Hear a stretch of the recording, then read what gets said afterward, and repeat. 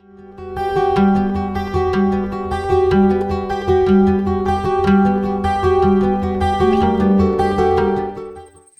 The Lord. ദൈവം സർവശക്തൻ, ദൈവനാമം മഹത്വപ്പെടുമാറാകട്ടെ.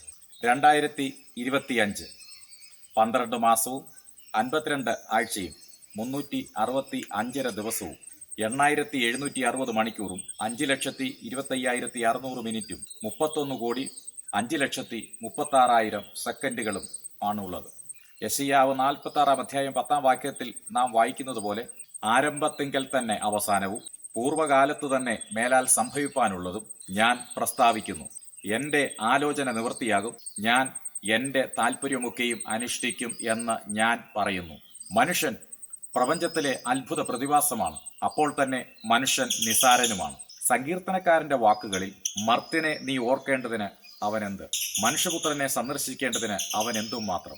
നീ അവനെ ദൈവത്തെക്കാൾ അല്പം മാത്രം താഴ്ത്തി, തേജസ്സും ബഹുമാനവും അവനെ അണിയിച്ചിരിക്കുന്നു. പ്രാരംഭത്തിൽ നാം കേട്ട വചനം പോലെ, ആരംഭത്തിൽ തന്നെ അവസാനം അറിയാവുന്നവൻ, പൂർവകാലത്തു തന്നെ ഭാവിയിൽ സംഭവിപ്പാനുള്ളത് പ്രസ്താവിക്കുന്നവൻ, ആലോചന നിവൃത്തിയാക്കുന്നവൻ, താല്പര്യമൊക്കെയും നിവർത്തിക്കുന്നവൻ, സർവശക്തനായ ദൈവം.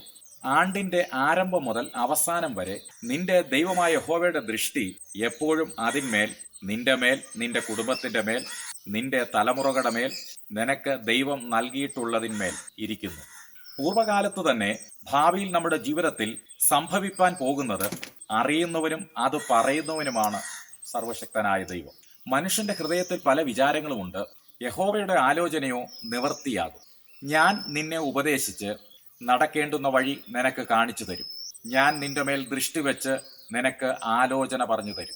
ഞാൻ എന്റെ താല്പര്യമൊക്കെയും നിന്നിൽ നിവർത്തിക്കും.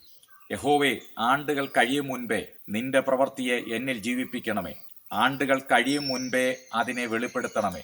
അതെ, ഈ വർഷം ദൈവഹിതം നമ്മിൽ നിറവേറട്ടെ. ഈ 2025 സ്വർഗത്തിലെ സകലവുമാകുന്ന ആത്മീക അനുഗ്രഹങ്ങളാലും പ്രതീക്ഷിക്കാത്ത നന്മകളാലും ഇത് കേട്ടുകൊണ്ടിരിക്കുന്ന നിങ്ങളുടെ ജീവിതത്തിൽ ദൈവം നിറയ്ക്കുമാറാകട്ടെ. ആമേൻ. ഈ വചനങ്ങളാൽ ദൈവം നമ്മെ ഏവരെയും അനുഗ്രഹിക്കുമാറാകട്ടെ.